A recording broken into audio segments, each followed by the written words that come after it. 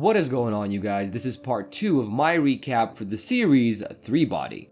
The episode opens with Captain Shy and the General having a conversation about those photos that Wang took. Shy explains just how bizarre the case is and reports all of his findings, including the countdown that Wang sees on his eyes and how the countdown stopped when he stopped his research with nanotechnology. They also talk about the flickering of the universe, and the General hearing all this is very confused, as this was truly such a bizarre occurrence. One thing both the General and Captain Shy don't seem to understand was that how Shen predicted the universe would flicker at the exact moment that it did, and how she fits into the case as a whole. As we progress throughout the episode, we see the General making a report of his own to all his international military allies. Then we also witness Shen having a conversation with someone who claims that he's now become a Buddhist, but assuming all the visits that Shen has made so far, it looks as though this individual as well might also happen to be a scientist. As they were having dinner, Captain Shy informs Wang that he sympathizes with his situation, and because he does so, he's now strapped the counter to his chest so he can empathize and relate to Wang's situation. After dinner, in the car, they synchronize Captain Shy's counter with the countdown that Wang sees on his eyes. As Shy was driving him home, he was trying to convince Wang of becoming an undercover agent inside of Shen's organization, the Frontiers of Science. This was a desperate need that Captain Shy had, as his only undefined variable inside the case is Shen and her organization. And getting Wang to become an undercover agent inside the Frontiers of Science wasn't the only thing that Captain Shy and the General had in mind, as Captain Shy now had his own office to investigate everything, but even though he asked for at least 10 employees, the General only gave him 1. The General introduces Shu. He says that she's worth at least 10 employees and is able to fulfill all of Captain Shy's needs with the investigation. Captain Shy was not happy with his one and only assistant, but she was all he had and he had to make do. Later we see Wang going to Yang Dong's mother, Yi. He talks to her about the Frontiers of Science and asks her for information about Shen. She tells him everything she knows, but the most interesting thing that she said had nothing to do with Shen and had a little something to do with the idea of the farmer and the shooter. Yi, even though she's a scientist and she believes in science, seems as though she's completely undisturbed by the fact that she's potentially just a turkey on a farm. It was Captain Shy's wishes that Wang obtained information from Yi because he had a gut feeling that she knew more than she was letting on. And his new and very resourceful assistant comes through and she compiles all the information that he may require about the case into several files. She then goes to that observatory that Wang went to a couple days ago and she talks to Sha about the bizarre phenomena that they experienced. Sha tries to do his best to explain just how difficult it is for a human being to create such an event. Then as they converse further, he says that the only being that he can picture doing something like this would be a god like Zeus or Odin. As Shu was beginning to realize just how bizarre this case was, Wang was getting a history lesson from Captain Shy about Yi and her family. Apparently her father used to be a counter-revolutionary during Mao's period, and he was also a great scientist. But that's not the exciting part, as the 1960s were characterized by a lot of cultural revolution and purging. His own family, one of his 2 children, actually informed the authorities about his liberal ideologies and how he was against the communist government. And Captain Shy and Wang start to have a conversation about how difficult it must have been for Yi to go through all this turmoil with her family. Wang tells Shy everything she told him, and it's obvious that she's not completely against the ideas of the Frontiers of Science, but Captain Shy still can't place her connection to Shen. She didn't deny knowing her or being involved with the Frontiers of Science, and she even told Wang that Shen herself is also a scientist and she works in nanotech just like he does. And Captain Shy is trying to simultaneously figure out what Yi's connection to Shen is and how Shen is connected to all these deaths that are happening around the globe. And speaking of Shen, we witness her exchanging texts with an unknown person who informs her that the Lord's wishes is to eliminate Wang if he continues with his nanotech research. As the texts keep going back and forth, we see that eliminating Wang is not the only option that Shen has. She also has the option to bring him into the fold. And from the exchanges, we realize that there's a possibility for Wang to continue his research if he does actually join the Frontiers of Science. And as our episode wraps up, we see the man that Shen was interacting with earlier,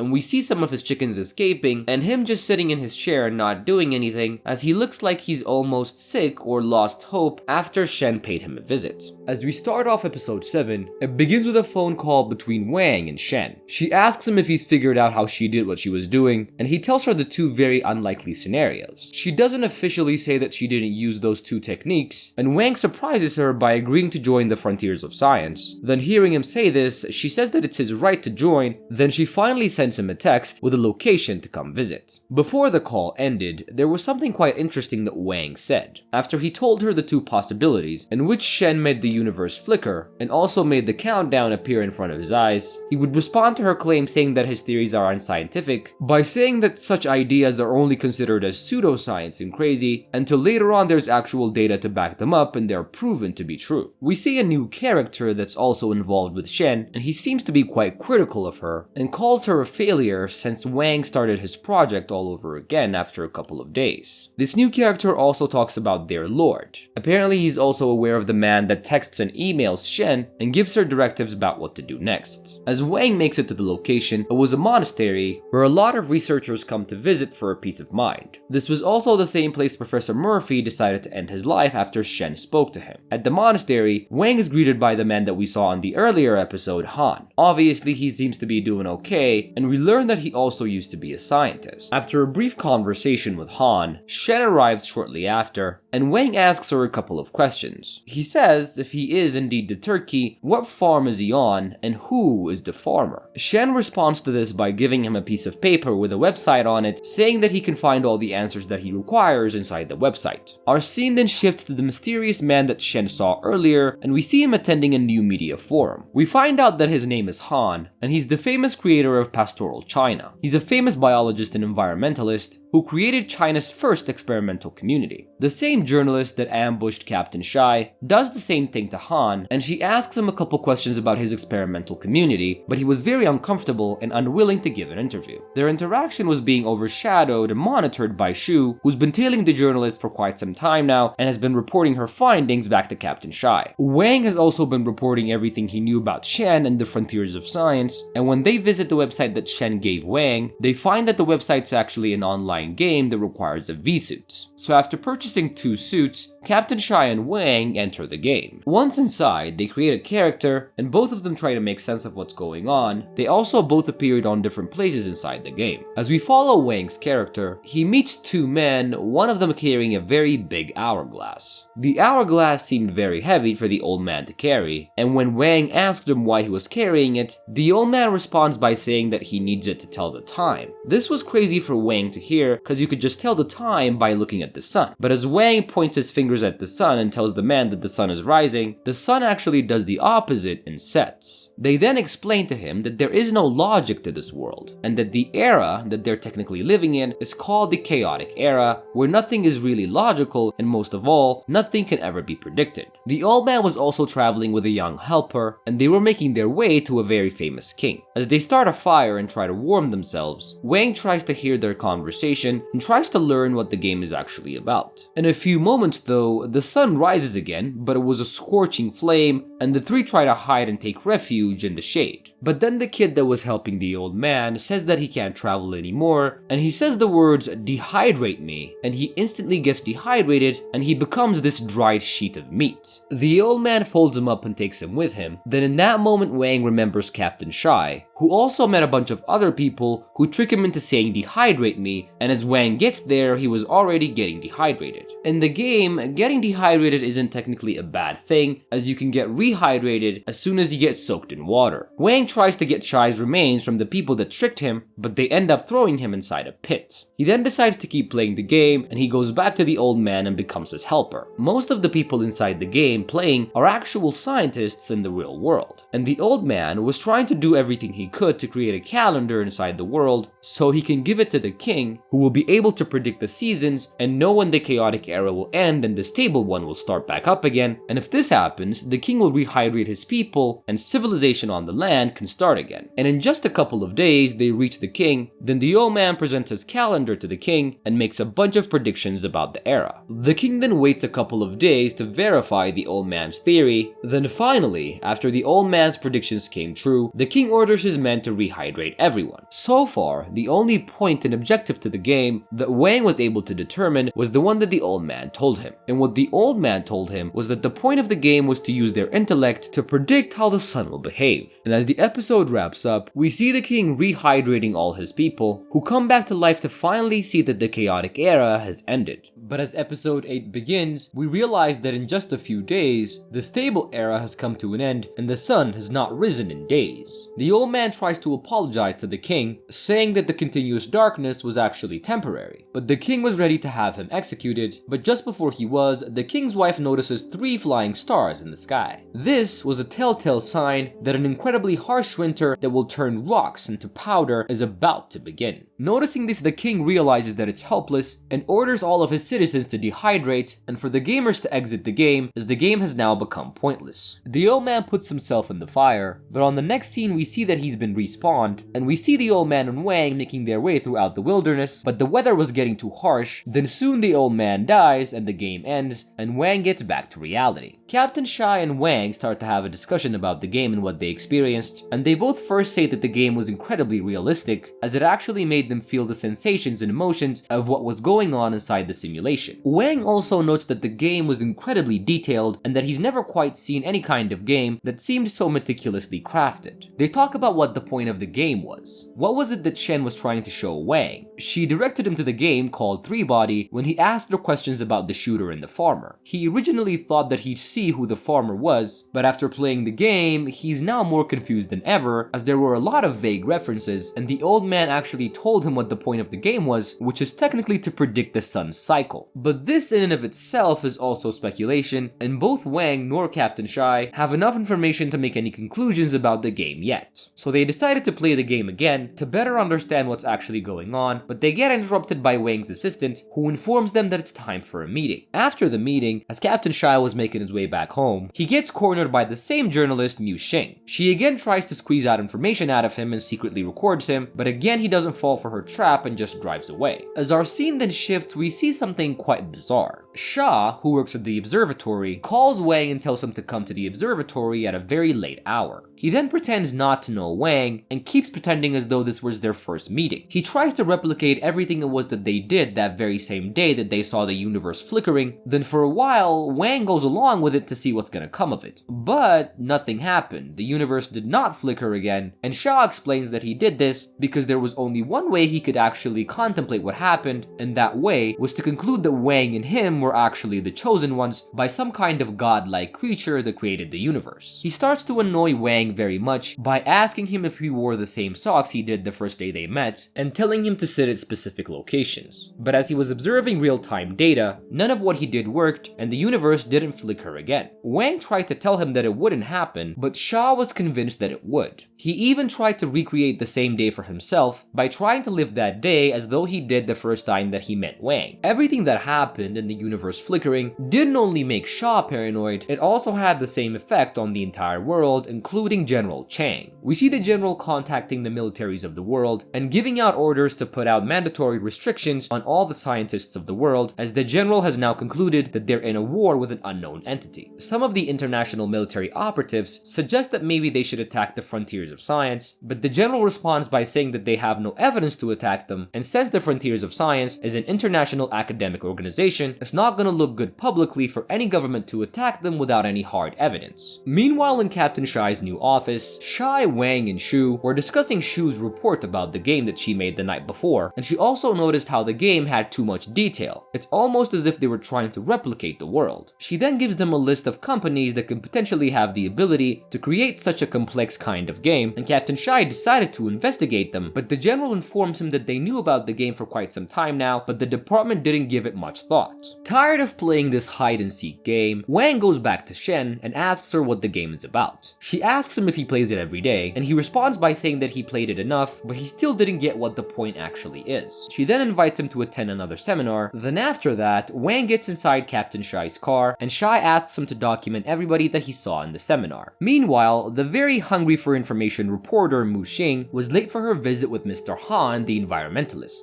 She tells him that she read his paper and that it was very interesting, and to give it it out to the media so as to create awareness amongst people, but his response was quite interesting. He tells her that people won't care about the environment, and he uses her as an example, and he points out an interesting fact. Even though Mu Xing read the paper and she was moved by it, she still drove her scooter that burns fossil fuels just to get to her meeting, and she also wanted coffee, and she was okay with carrying it in a plastic bag, which is also a pollutant. He also asks her if she knows how to properly dispose of batteries, but she doesn't respond because she doesn't know, and she doesn't know because in actuality, she doesn't care about the environment. So after making his very keen and interesting point, Mr. Han just walks away. As Mu was starting to question her own actions that are polluting the world, Captain Shai was getting agitated with Wang, who was only able to remember 3 names from the seminar. But he did in fact remember faces, and as he described the faces, Shu would match his description to the pictures of the scientists that attended the seminar. This was to isolate all the scientists that were Chinese that Captain Shai suspected would be targeted by the frontiers of science. And after isolating and finding out who they are, they would locate them and put a bunch of guards around them so they don't end up dead like all the other scientists. But before they had all the necessary information and they located everyone, one of the scientists died after jumping from a very high building. And even though they still didn't have enough information,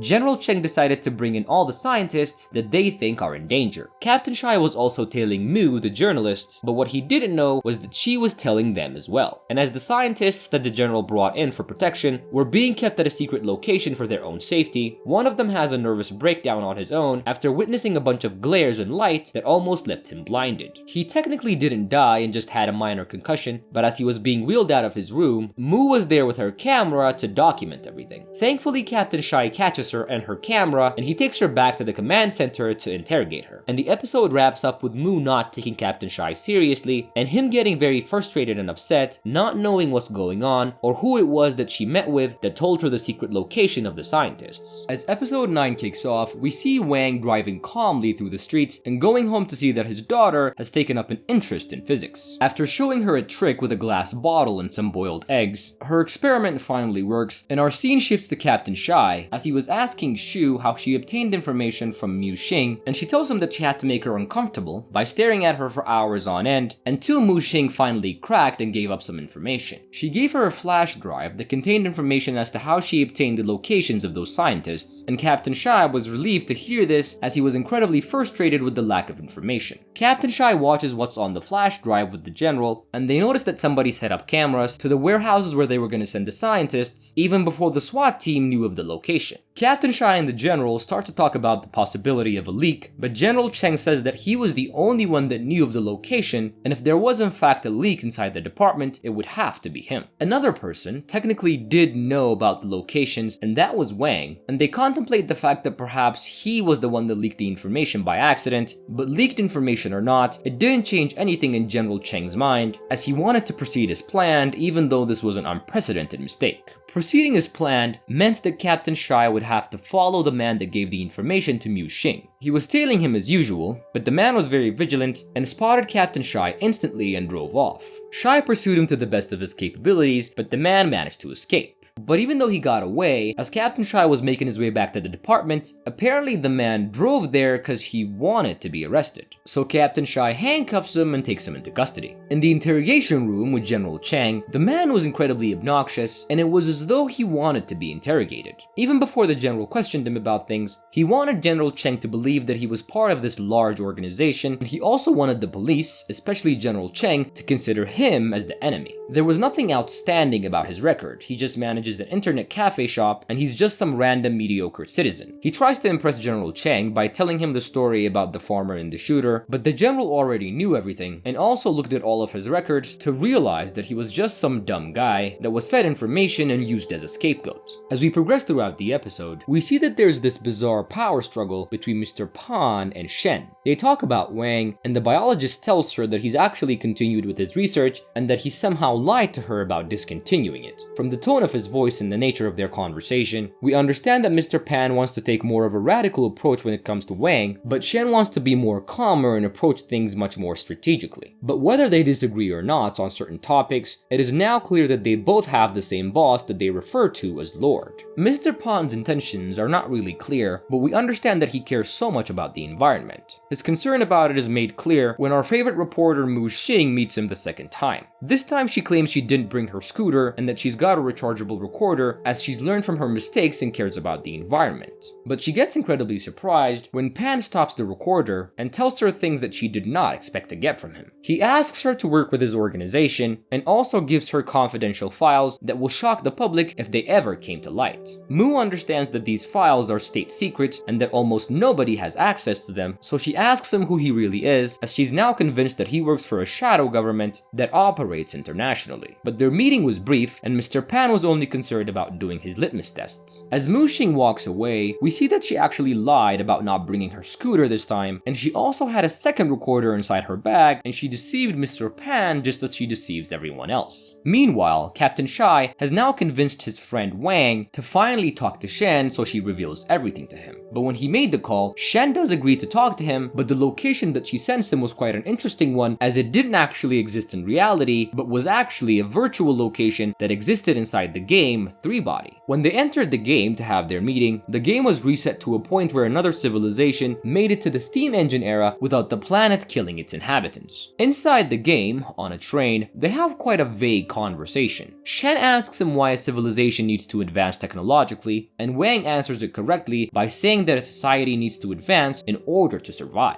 Some of the scientists, the online players, are also playing the game as much as they can to find a pattern to how the sun rises and sets. But Shen questions if it all matters at this point, as she doesn't believe that they have enough time. Wang and Shen weren't the only ones in the game, as Captain Shai has also joined it, and he was also on the train with them. He finally comes out and tells Shen that he wants to investigate her, and that he wants to ask a bunch of questions, and Shen responds calmly by saying that her door is always open, and that he didn't need to hide all this time, he could have just come to the frontiers of science, and they would have revealed to him everything that he wanted to know. And before their conversation ensued further, that specific instance of the game, the civilization that made it to the steam engine era, finally comes to its collapse as the sun releases deadly rays that destroys every living being on Earth. But since Shen was okay with speaking to Captain Shai, even though the game didn't give them enough time to converse, Wang and Captain Shai go to her house to speak to her in person. The only and interesting question that Captain Shai had went back to Captain Yang Dong and her mentor, Dr. Murphy, who both decided to off themselves. And the question was how Shen was able to obtain the results of the experiments that Dr. Yang was trying to run before Dr. Yang herself ran the experiment. Shen doesn't actually answer this question directly, but she does ask Wang to explain how impossible it was that she made that prediction, and she asks him to explain it to the lowly Captain Shai. Wang demonstrates the impossibility of such a prediction by using Captain Shai's cigarettes, and the episode wraps up with an unsatisfying answer to that question, but with a direct answer from Shen about the question concerning Yang Dong's death.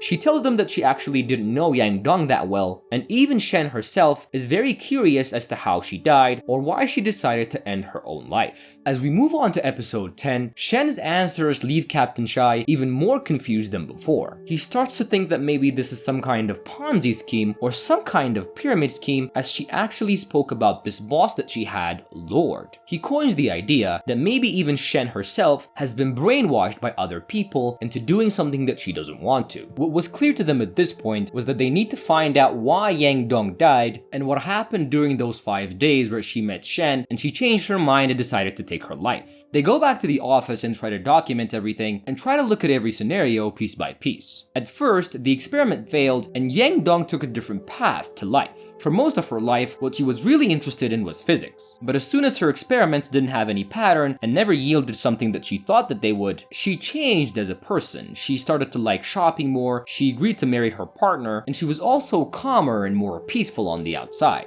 The three, Captain Shai, Shu, and Wang, speculate as to what it was that happened that created this shift inside the mind of Yang Dong. The conversation about Dr. Yang Dong makes Wang very uncomfortable. He also gets incredibly frustrated when Captain Shai suggests that maybe he should talk to her fiancé again. But fortunately for Wang, Shu was ready to do anything possible to solve the case, and she decided to talk to Yang Dong's fiancé. She accumulated all the information that she possibly could, but none of it really added up. The kind of personality change that Dr. Yang encountered was very unorthodox, and even after hours of speculation and looking over everything, they still hit a dead end, and Shai tells Wang that he needs to go back to Yi and talk to her again, as he still believes that she's hiding some kind of information that's pivotal to the case. As our scene takes a momentary shift, we see Shai talking to her commander, and she questions her colleague's actions, Mr. Pen, and we see that whoever's in charge of Shen and is bossing her around has a very twisted sense of what's right and what's wrong, as the text texts reveal a conflation between destruction and creation.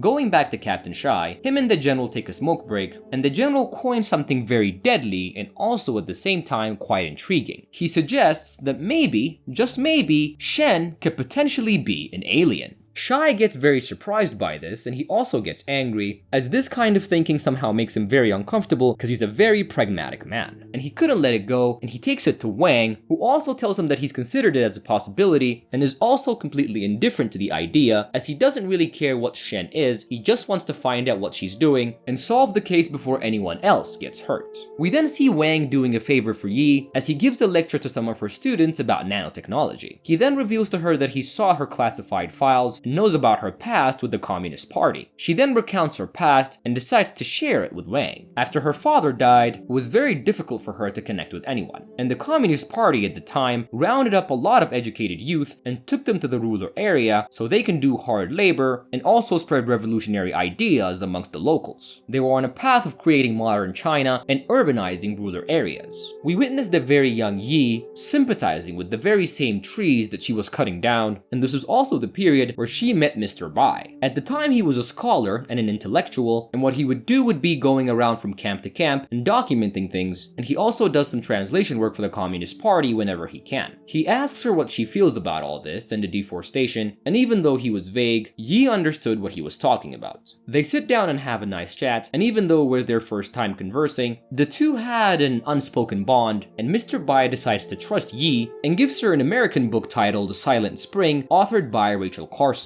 As the weeks went by in the very cold rural area, the two started to get close and became friends. And one day, Yi asks Mr. Bai about the big satellite that's found on top of the mountain. Everyone in the camp is told not to go up there, and if someone accidentally does, they are shot on sight. Mr. Bai tells Yi that the satellite has some kind of strange power. Every time it's used, animals start to get anxious, and birds start to behave differently, and any human being within the area starts to experience hair loss and anxiety. When Yi suggests that it could be radioactive poisoning, Mr. Bai responds by telling her even something more bizarre. One day, as the satellite was working and transmitting, there was a heavy storm, and some of the soldiers saw this bizarre light in the sky, almost as if there was someone or something hiding inside the clouds. Then a couple of days later, Yi returns the book that Mr. Bai finally gave her, and our episode wraps up with her copying a note that he wanted to send to the Communist Party about the ecological disaster that they were causing with their so-called rural development and urbanization. And as the episode wraps up, we understand that that time was a very difficult period for Yi, and whatever it was that happened, it shaped who she would become as an adult afterwards.